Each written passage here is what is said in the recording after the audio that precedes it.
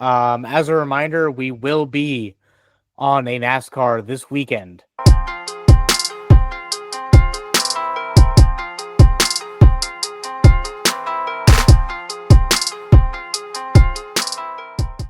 Hello, and welcome to Updog Sports Talk, official NASCAR temporary sponsors on the ARCA series. We are on the back of a NASCAR, baby. Yeah. That you heard is from Justin McGovern, as always. What's up, dude? Hey, we are thrilled to be on a NASCAR. If you have not been following along on our social medias, make sure you are. We'll be hyping this up a little bit more tomorrow as well. But that is not why you're here tonight, as much as we really want to talk about this. We are here to continue our college football season review series. We are a podcast that prides in talking about everyone in college football. So we have covered the SEC, the Big Ten, the Independents, the Pac-12, the Big 12, and the ACC. And now we are on to what really sets us apart from any other podcast you listen to. We are ready to cover the American, the Sun Belt, and Maction in the exact same way.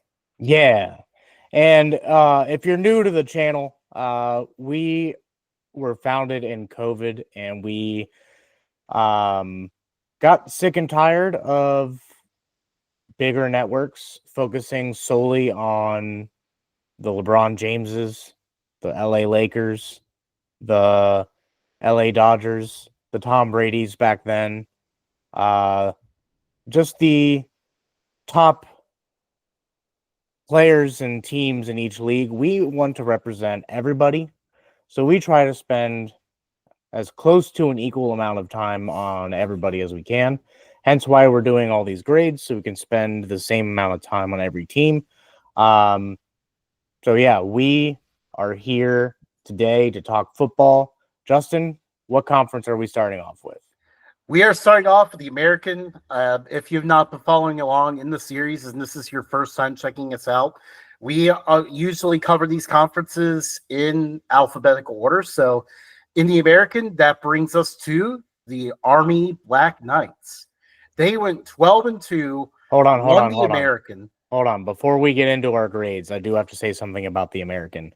I did read an article the other day. The commissioner actually is trying to drop the athletic name and trying to just be the American Conference. So there's a big push for the rebranding on that.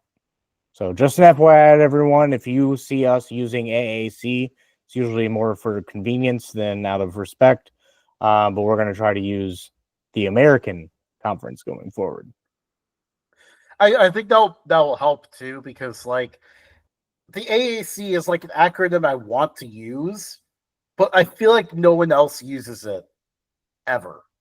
Well, they started using it early on, and then they just said, you know what? Let's not use that. Let's just go with the American.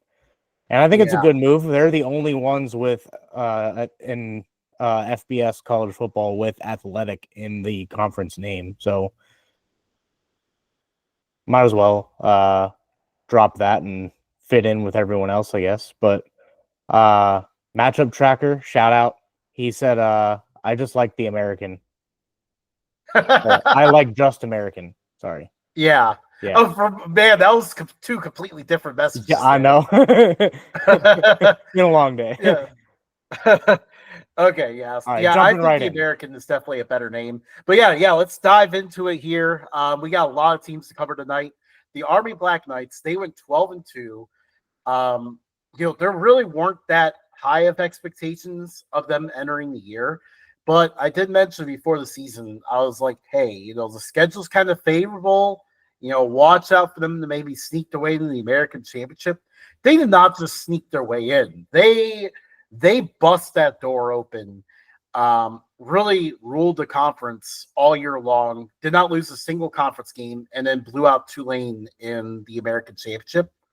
Yeah. I mean, this was just a very impressive year. What grade would you give them?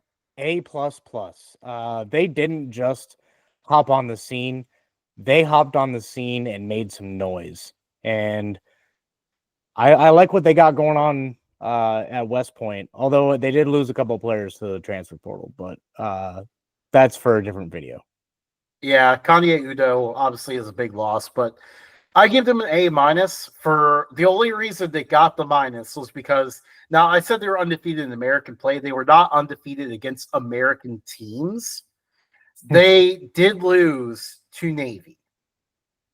And as a result, A minus is the highest grade I could give them because that game is so important to this program. So that, and I mean, when we send out our bird call on Monday, I think it was, that was the main negative that we heard from Army fans was we lost to them. We did not beat that team. And that was the one main thing that really annoyed them. So, I mean, outside of that loss, it was an excellent year for them. They definitely have established themselves as a team towards the top of this conference. Now, obviously they have a few things to figure out this offseason. Bryson Daly's gone now. He ran that offense so well. Like he gave that offense a different element at quarterback that they really haven't had in recent years. So that is a huge loss. But I think, this is their first year in the American, and they showed, they're a contender. Now we move on to someone who was not a contender, the Charlotte 49ers. The Biff experiment did not end up going well. They they ended up going 5-7, which actually was a pretty okay record, I guess, but not where this program really wants to be. What grade did you give them, Matt? I give them a C. They're still relatively new to the the FBS scene. Didn't really have the highest of high expectations coming into the season. They did look promising, so I gave them a C, average. I mean, they looked promising in college football 25. Yeah. that was the one downside was they looked great in that game. Like they were a wagon. It hasn't happened to my game, but I noticed a lot of people's games kept having Charlotte as an absolute wagon. And I was hoping that maybe this would be in real life too, but unfortunately that was not to be for the 49ers. Their offense just struggled to get anywhere. And that was the case for them last year as well. I gave him a D+ because the coach got fired. So if it's bad enough for a coach to get fired, it's got to be somewhere in the D's. But yeah, we'll see. Tim Albin was a huge steal at head coach, so I think we could see Charlotte on the rise here in the near future. Now we move to another team in the state of North Carolina in the American, the East Carolina Pirates. Now, this team went on an adventure. I was actually trying to come up with, I don't think there's a pirate term for adventure, but I was trying to find out in my mind there at that moment. Just the kind of things that go through my mind sometimes. But anyways, this team went on an adventure.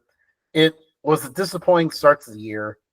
They actually ended up firing their coach like midway through the year, and then the interim steps in, wins almost all the rest of the games down the stretch, and then beats NC State in their bowl game to go 8-5. How would you grade that? I give them a B. I think it was a solid season. I wanted to see a little bit more from them, especially how they ended the season. A little bit shaky there for a little bit, but solid B. Maybe even a B+. Yeah, I might be able to add a plus in there.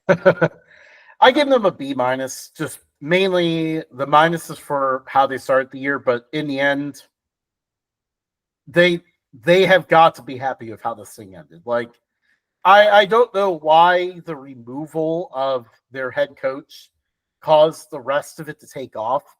I think it may have been just centered around he was a bit more of a defensive mind, and the offense kind of took off once he got fired. So that kind of tells me he was probably intervening there a little bit, and then the interim took over. He was like, "Yeah, offense coordinator, go and do whatever you want to do," and then the offense just kind of took off. So that really helped him. And then obviously I gave him a boost that went over NC State because that was a win that Pirates fans really loved. They loved beating that team. And it adds some spice because, they'll go through the offseason and then they'll play that same NC State team again, the open season. That's going to be a fun one in opening weekend. Now we get to the first of the American Owls, Florida Atlantic. We have 3 different sets of Owls to go through here. Who? Florida Atlantic is who? Under Tom Herman, it's like, okay, maybe he can get this thing going. I think they're like 5th or 6th highest odds to win the American entering the year. They became a hot team mostly because their schedule is thought to be easy. No, this team tanked. They tanked so bad. 3-9. Tom Herman the leash was pulled on him 2 seasons in. Like, this felt like a big move. Like, okay, Florida Atlantic made this move. They're going to jump in the American contention. And that is the exact opposite of what happened. Out in 2 years. How would you grade this season? I think I sent you F, but I'm going to change it to a D- for the sole reason that they absolutely annihilated Tulsa to end the season. Oh, man. Poor Tulsa. No, I gave them an F. I mean, although, like, the one thing people forget, like, they almost beat Michigan State in the opener. How in the world did, like, that one happen? That was, like, the one time where they kind of looked decent, and then they just progressively got worse as the year went on until that Tulsa game at the end of the year. But, no, I gave them an F. I did not give them any sort of boost for the Tulsa game. It just was – this was far, far away from what they expected. They're moving on to a new era here, and I think I think the future looks better than the present, but we shall see. I will say I like that their hire was finally not a coach that used to be at a major Power 5 program, because that seemed to be a route that they love to go. Like Howard Snellenberger, Lane Kiffin, then Tom Herman. Like, they always love to go that route. So it was nice to see them switch it up at the current time. I missed this comment from Matchup Tracker, but they said NC State rematch week 1 in 2025. Hey, it was like as if I saw it. But no, we are very excited for that matchup. We'll have to do a show later this offseason, like the non-conference matchup set excite us the most, because that one's definitely one of them. Oh, 100%. We go to a team. We finally can get a little more optimistic spin on this, because, man, we went through 3 teams in a row that fired coaches. Yeah. And this is a theme in the American, because 6 total teams fired coaches. This is a wild year here. Rough. But a team that did not fire their coach, the Memphis Tigers, they went 11-2. They beat Florida State. Now, that win ended up not meaning much, but I'm sure it felt nice. How would you grade your season? I gave him an A. They kept it relatively close to a dominant Navy team. The reason why it's not a plus is because of that UTSA loss. But other than that, very good season. Yeah, the UTSA game was a weird one, because Memphis got an early lead in that game, and then their star receiver tried to do, I forget what it's called. I don't know what league it came from, but there's like a jumping celebration, and he hurt his leg doing the celebration, and then UTSA immediately just took the game over after that point. So not only did Memphis lose to UTSA, they lost in pretty disgraceful fashion. I gave them a B+ just because, this is a really good year by Memphis, but at the same time, with a senior quarterback, a lot of seniors on the roster, this 2024 kind of felt like the season where Memphis had to go and win the conference. I feel like that may be unfair expectations, but just as a group of seniors they had, I kind of felt like their expectation was to win this conference. And, you know, they ended up falling short of that. They still did really good, which is why they still get a B+, but I just could not get them in the A range because I wanted to see the Tigers win this. Next is another one of the risers from another service academy, the Navy Midshipmen. Navy finished 10-3 on the year. They entered the season with no expectations whatsoever. No one really knew what to make of this team. And, you know, they went 10-3, and most notably, they did beat Army. How would you grade their season? Because they beat Army at the end of the year, I give them an A. But they had a very dominant team until they faced Notre Dame, and then absolutely got blown out, and then struggled for a little bit before righting the midship again. Oh no. I gave them an A. Obviously, some of the struggles, you know, kind of reduced their grade a little bit, but which, by the way, so their worst loss they took this year was an extremely weird game against Rice, where they got delayed like 5 or 6 hours. They basically played an American after dark game, because that game resumed around 10 o'clock Eastern or something like that, and it's a 5 to 6 hour weather delay. Not only was it a 5 to 6 hour weather delay, other teams in the area of Houston, like the Houston Cougars, were still playing. It was just simply the area of Houston where Rice was that kept getting the storms and got delayed 6 hours. I think Houston, that was when Houston upset Kansas State. Houston got delayed maybe an hour. No, this game got delayed 5 or 6 hours. And then Rice ended up upsetting Navy in that game. So it was just that game needs to be looked back on more, and I'm glad that it popped in my head to cover that, because that was one of the most bizarre games of the year, and I don't think enough people are talking about it. But I'm happy with how Navy did. I gave them an A. Obviously they didn't win the conference, but this season was a surprise. It came out of nowhere. They beat Army. That's another plus. And the bowl win over Oklahoma. That one's pretty good too. Yeah, that was a really good one.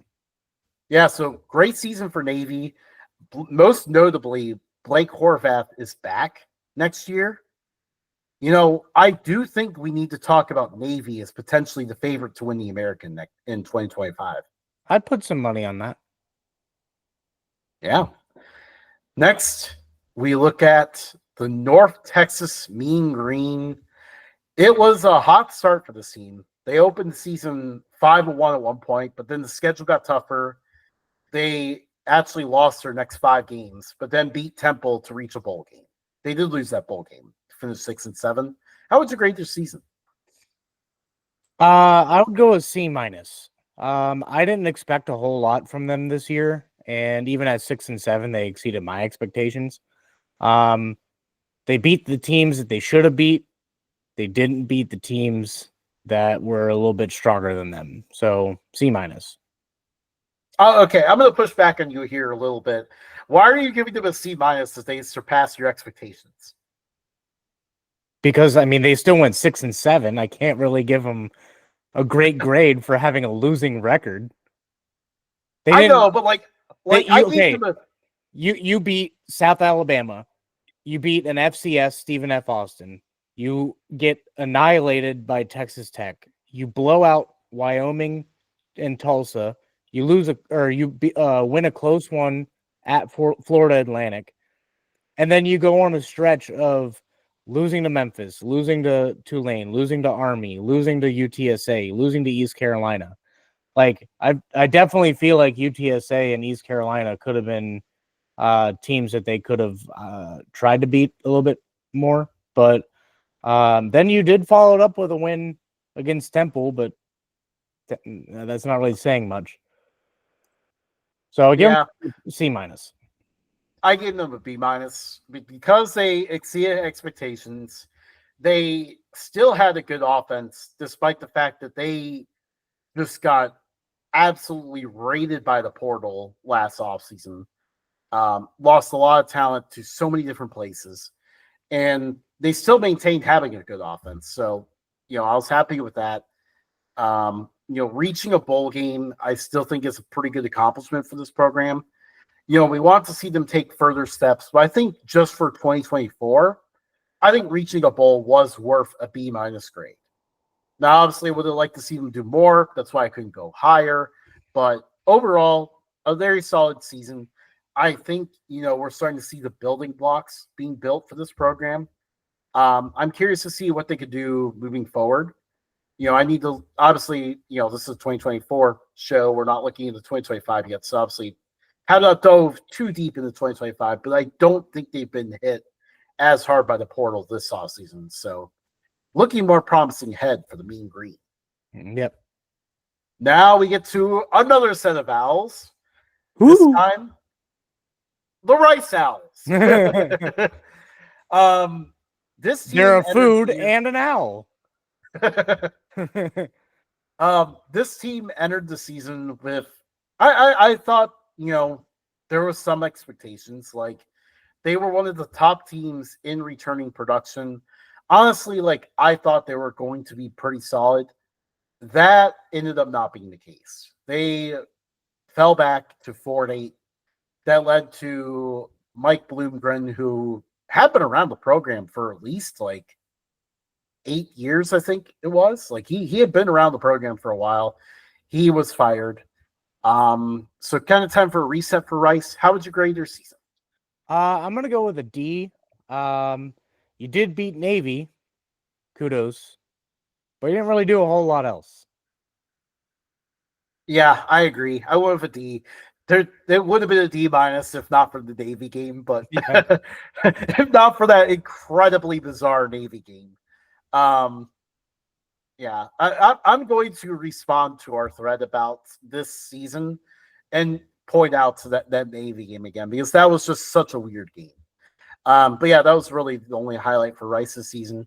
But, they brought in a very creative coach as their hire, so I'm very excited to see how that goes. We're going to be seeing option football for Rice here soon. Not triple option, but option football. It's going to be a lot of fun. Nice. Now we look at the South Florida Bowls. We entered the season. Looked like, okay, this team is ready to emerge as a contender in this conference. They have all the pieces there. It's going to happen. It didn't quite happen. They ended up going 7-6 again. Now, obviously this does deserve a disclaimer because, their star quarterback Byron Brown got hurt in the third game of the season against the Miami Hurricanes and never returned. So that was definitely a big part of it. But how would you grade your season? I give him a C. I mean, you did finish with a winning record, but you didn't really beat anyone. Yeah, and I think they took some tough losses in games against teams that they were expected to compete against. Tulane ran them off the field. Obviously just they did not take the steps that was expected. So I was disappointed by that. That kind of weighed my grade down, but then I did kind of want to give them a little bit of a pass because, they did lose a star quarterback and the offense clearly was not the same without him. I gave him a C as well. I ended up going with a C. Obviously Byron Brown at this moment, he is still with the program. So, get him back healthy. Maybe this offseason now with not as much buzz, not as much expectations around the program. Maybe next year is when they can kind of sneak up everyone and go, hey, we are going to contend for this after all. But yeah, 2024 is not what was expected for the Bulls. Nope. And now we finally get to the last of our Owl Gauntlet. Whoo! The Temple Owls. um, yeah, Temple Temple entered the year with low expectations. The K Ford rankings had them ranked dead last. So you knew it was going to be a long year, and that's exactly what happened. Temple went 3-9. How would you grade this season? I give them a D minus. They did get 3 wins. That's more than I thought they would get. But yeah, they did get 3 wins, so I can't give them a full F, but they weren't competitive at all. There are a lot of blowouts. Yeah. Yeah. I'll give them credit for squeezing out the wins they did get. That's why I did not give them an F, was because I gave them a D minus as well, by the way. Yeah, the reason why I did not give them an F was just because the expectations literally could not be lower.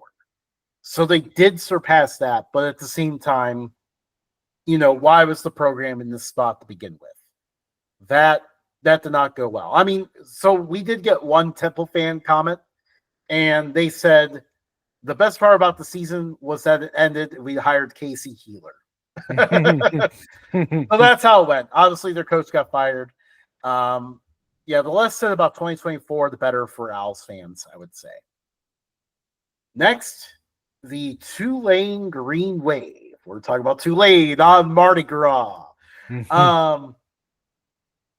Tulane was with a new coach. They brought in a lot of exciting transfers, so it's kind of interesting to see what they're going to look like. But generally, I think most of us expected them to contend for the American Championship. They end up going 9-5. They end up losing the conference championship game. How would you grade your season?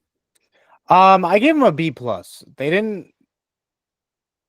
I think they could have just steamrolled the American from what it looked like in preseason, like viewing the conference as a whole. It looked like Tulane was just going to run away with it. They couldn't really compete against Kansas State or Oklahoma. And then they took what I consider bad losses just because I figured that they could handle it. But they're actually in reality good losses. They lost to Memphis, Army, and then they didn't really compete against Florida that much. Yeah, I didn't even really take the Florida bowl game into account, just because they were down. They didn't have a running back. They were down to their third string quarterback. Like, that game was just there was never a chance. There was never a chance Tulane was ever going to be able to compete in that game. So they're kind of doomed from the start in that one. I definitely docked them for the Oklahoma loss. That one was kind of a no-show performance. Kansas State at home, that one kind of hurt a little bit, but obviously, depending on who you speak to, some folks from Tulane definitely have some feelings about some calls at the end of that one. And, I do think the ending kind of leaves a bad taste in your mouth. Despite all of that, they were still number 17 in the rankings. There was talks that like Tulane could finish out the year, winning out and finish ahead of the Big 12 champion to make the college football playoff. That was the conversation that was being had right before Thanksgiving. And then, they ended the season the way they did. They lost out almost to end the year, losing to Memphis and Army. So that kind of leaves a bad taste in my mouth, but ultimately I went with a B. It was still a really good year. This is probably one of the best debuts a new head coach has ever had for this program. Now, obviously, they haven't had a new coach in the time that ever since they've, changed their branding. But, this program is still in a good spot. It's still year in and year out one of the top contenders to win this conference. But, I think there's a little bit more to be worked on than we thought. Maybe one year they can get back into the SEC. For now, we'll continue doing it at College 25. Yeah. Next, now another team that is based off of weather elements, the Tulsa Golden Hurricane. Tulsa had some good recruiting classes, So it's kind of like, okay, maybe they can kind of step it up a little bit. We never saw that happen on the field. They ended up going 3-9. You know, obviously, if you heard us earlier when we talked about the Florida Atlantic game at the end of the season, they lost 63-16 at home that year. It was rough. How would you grade your season? F, but I'm not gonna do my normal failures. They did pull out some wizardry to get a few extra wins in the middle of the season, but they were 2 field goals away from losing all their FBS contention. They beat Louisiana Tech 23-20 in overtime and beat UTSA 46-45. So had things gone a little differently in that game, in those games, they could have been, it could have been a lot worse. Then I would have done my stepbrother's failures. Well, also they came back. That was their best game. The UTSA game was definitely their best game of the year. They came back from down 35-7 in that game. It was what the funny thing is, their wins were absolutely crazy games. Like the Louisiana Tech game was wild. Coming back down 35-7 to beat UTSA was also very wild. What's funny is they won 62-28 against Northwestern State. So you're like, wow, they have a good offense, and then they just yeah. And the no shows in particular are really hard to look at. You know, we mentioned the Florida Atlantic game. There's also, 59-21 to UAB. Those were not good results. I gave them a D-. The only thing that kept them from the F was that UTSA win. But, Tulsa, they're moving on to a new era as well. We are finally done with the 6 teams that fired coaches this year. It'll be interesting to see how this goes moving forward for Tulsa, because this is a program with a history of succeeding. They have a history of winning, but how does it work in this new era where, Tulsa is a private school in Oklahoma. They have the smallest enrollment of FBS. So they face challenges moving forward. But, the history of winning also makes those that go to the school very passionate about the school. So it'll be very interesting. Next is the UAB Blazers. UAB, ever since they brought the program back, they have contended for their conference championships until 2023. That is when they fell off, and this year was no different, going 3-9. How would you grade your season? I'm gonna go D-. They did have a couple of decent wins, and by decent I mean large amount of points. They beat Alcorn State 41-3. They beat Tulsa 59-21 and beat Rice 40-14. Outside of that, they did nothing. Yeah, this is a very weird team because, generally they won in a blowout or they got blown out. I mean, the only games that were really close, they randomly got close with UConn. I think they had an early lead in that one, and then UConn came back and won. They lost a close game to Charlotte and then lost by 10 to Arkansas. I mean, yeah, those 3 completely the same team, right? Let's just say, you don't have to come here. You could go else. You can see UAB fans and how they feel about Trent Dilfer. They're not happy with the situation. And, I can understand why. This is a program that ever since they returned, they worked hard to bring this program back. And ever since they returned, they had been really, really good. Contending for the conference championship was an expectation for them. And they had a guy there. Bryant Vincent, we're going to get to talk about him in a little bit here. He's proven to be a good coach. He got them to a bowl win when their coach had to medically retire just before the season. And they passed him along for Trent Dilfer. And we're seeing the results on the field right now. Trent Dilfer had no business winning that Super Bowl, and he had no business coaching this team. Man. All right. Let's get a more positive note to close out the American here. The UTSA Roadrunners, they went 7-6. This is another one of those weird teams that went 6-0 at home and 0-6 on the road. But UTSA, unlike other ones that we have talked about in our past episodes, those other teams with these crazy splits end up losing their bowl game. UTSA won their bowl game. Yeah. How would you grade their season? I give them C-. I wanted to see a lot more from them. They were a roller coaster of a team. Their highs were high, their lows were low, and everywhere in between. Like they beat Memphis. They had a couple other good wins. But they didn't beat East Carolina. They didn't beat Rice. They didn't beat Tulsa. And I feel like if they would have won those 3 games, we would be having a very different conversation right now. But because they lost, I can't really give them a decent grade. I wanted to see more from this team.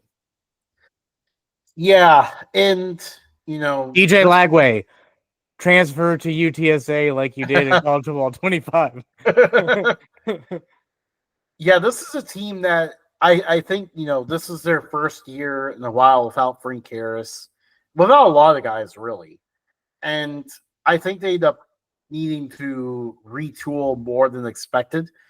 By, at one point in October, it was like, especially after the Tulsa game, it was like, man, I mean, UTSA is really down. Like they have fallen off big time this year. And then, they ended the year pretty good. They beat Memphis, beat North Texas late in the year, and got more competitive on the road, more competitive against Army, and then won their bowl game. So like you saw that team make those steps late in the year. So I gave them the C for this year. It was a down year, but I'm encouraged by the fact that at the end of the year, I can kind of see that point where they kind of start to click a little bit, and we can start to see this team return to competing for conference championships in 2025. Yes. Well, that is the show today. As a reminder, we will be on a NASCAR this weekend. On Friday, 3/7 at 8 p.m. on FS1. Our logo will be on either the B or the C pillar for Brayton Laster's 06 ARCA Menards Series race car.